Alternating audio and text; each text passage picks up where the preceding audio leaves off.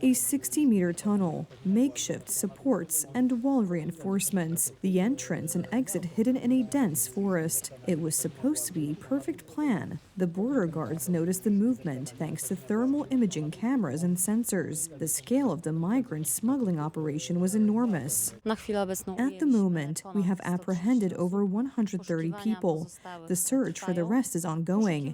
In addition to the border guards, police officers and soldiers are involved in the search, and we are also using service dogs. As the officers emphasize, the tunnel was certainly built with the knowledge and support of the Belarusians. Such a professional tunnel required the use of many tools. These tools had to be supplied by someone. In addition, no one can be in the border zone on the Belarusian side without the knowledge and consent of the Belarusian services.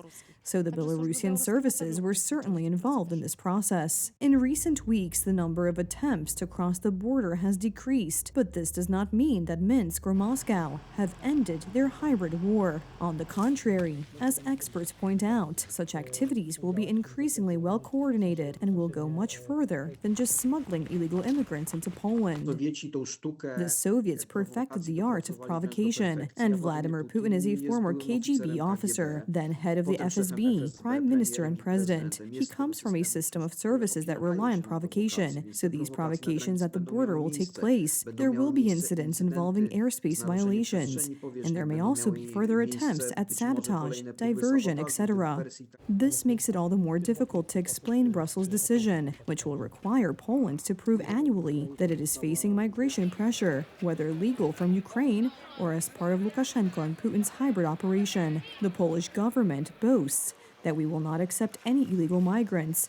But according to the opposition, this solution is a temporary measure for political purposes. From the very beginning of this government, I think it was in December, I had the consent to the immigration pact and the possibility to ask every year not to be allocated this quota. This is really an achievement, first of all, undoubtedly related to the 2027 elections, but above all, it is very small and at the same time, somewhat humiliating.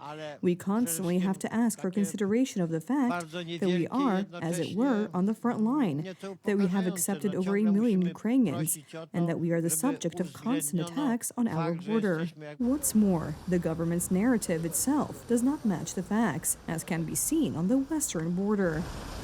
We have soldiers on the border. One of these soldiers was tragically killed when he was struck with a makeshift spear. Soldiers are being injured, pelted with stones, and so on, and they are guarding this border, risking their lives and health. And on the other hand, we have information that a group of migrants may be transported to Poland from the west, and it is even possible that this is being done by the German services, or as part of some migrant arrangements. So on the one hand, soldiers are guarding the eastern border, and from the west and south, it may turn out that in accordance with the law, a group of illegal migrants will be brought to us and distributed within the framework of European quotas. If the war in Ukraine ends, Brussels may decide that Poland is no longer under migration pressure, even if the border with Belarus continues to be attacked. Then, given the effectiveness of EU bureaucrats in combating migration from Africa, the countries of southern Europe will certainly call for the solidarity mechanism.